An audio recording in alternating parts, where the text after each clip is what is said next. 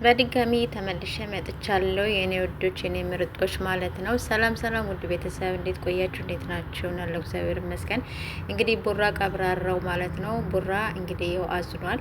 ምክንያቱም ቅድም በተሰራው ቪዲዮ በጣም ይኸው ስላዘነ ምን ስላለ ሀይሚዬ እኔ ካንቺ ጋር ነው መሆን የምፈልገው ማንንም እኔ አልፈልግም ብሎ እንግዲህ ይኸው ሀይሚዬንም ያው ስለተመላለሱ ጥሩ ስሜት ስላልነበረ ላይቭ ላይ አልገባም ብሎ እንግዲህ ይቅርታ ላይቭ ላይ መግባት አልችልም ብሎ እንግዲህ ፖስት አድርጓል ማለት ነው። አይዞን ቡራ ቀብራራው ማለት ነው። ሀይሚዬ የኔ ውድ የኔ ጨረቃ ማለት ነሽ።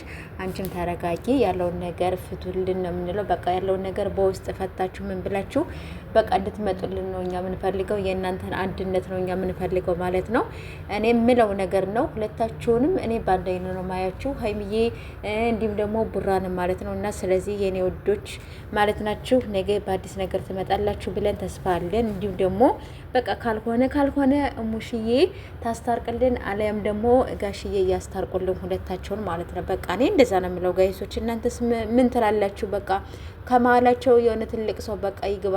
ፍፄንም እንደምታዩት ፍፄ ማጣላትና ማለያየት ነው እንጂ ሌላ ስራ የለውም። እሱም ብሎ ጓደኛ ማለት ነው። ከሀይሚ ጋር ያለው ጥላቻ ምን እንደሆነ አላቅም። የምሬን ነው የምላችሁ። እሱ ልጅ እንደው እኔ እንጃ ምን እንደምን አላቅም። ደግሞ እንደ ጥሩ ሰው ደግሞ እኔ በሌላ ነገር ትገምትኝ ያለችው እኔ ወንድሜ እንዲከፋብኝ አልፈልግም ይላል። የሆንክ እንደው ጥናዣም ነገር ነህ አንተ ፍፄ ማለት ነው። አንተ ቆይ ሀይሚዬንስ እንደምን ልታደርጋት ነው አንተ እንዴ? ለእሷስ ማን ይዘንላት? አንተ ያላዘንክላት አጠገቧ ሆነህ ማን ይዘንላት? ማን ከጎኗ ይሁን? ማስታረቅ ሲገባህ አንተ ራሱ እኝኝኝኝ ትላለህ እንዴ? ምን ጉድ ነህ?